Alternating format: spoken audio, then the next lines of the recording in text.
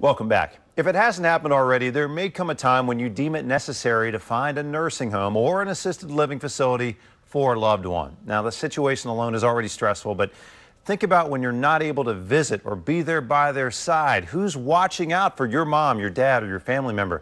With me now is Scott Goldstein of Saiontz and Kirk. Scott, welcome back. Thanks for coming in again. Good afternoon, Watt. Glad to be here. It's great to have you here. It's an important topic and one that, as we get later in life, we have to start thinking about. Mom, dad, other loved ones, maybe going into that nursing home. What are some things we need to keep top of mind? Well, what's very, very important, Wyatt, is that you go initially and that you visit with these people. Look, it's not only from the common sense standpoint that they don't want to feel abandoned, but it's very important that you establish a presence and that the nursing home administrators and the nursing home staff knows that there is someone that's concerned about your loved one's well-being and that you're going to be there and you're going to serve as an advocate for them, and that if something unfortunately goes wrong, that you're going to make sure they're held accountable.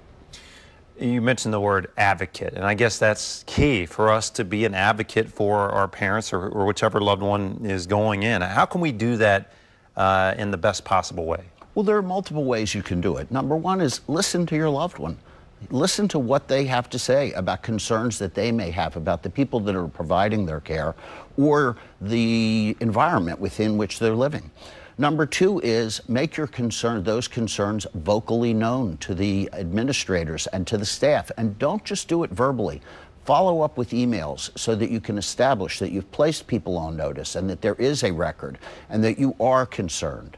And those ways, if you do those things, you're going to make certain that your loved one is getting the best care that they possibly can under the circumstances.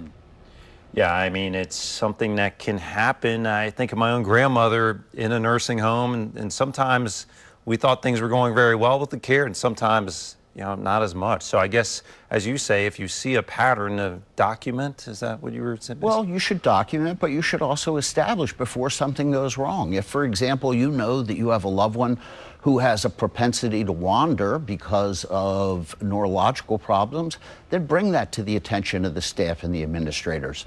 If you have a loved one that tends to get out of bed at night and has a history of falling, make certain that they're using bed rails. Do the kinds of things to prevent problems. Don't wait to react until after someone has been injured in an unfortunate circumstance or fall at a nursing home or an assisted living facility.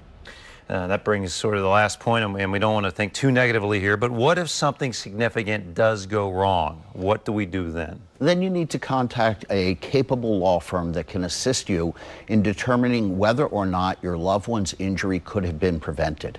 If your loved one the injury could have been prevented and it's the result of someone else's negligence in either doing something inappropriately or failing to do something that they should have done, then contact a qualified law firm like Saiontz and Kirk, and we will help to determine whether someone can be held accountable and try and gain compensation for the increased cost, injuries, or loss of quality of life that your loved one has experienced.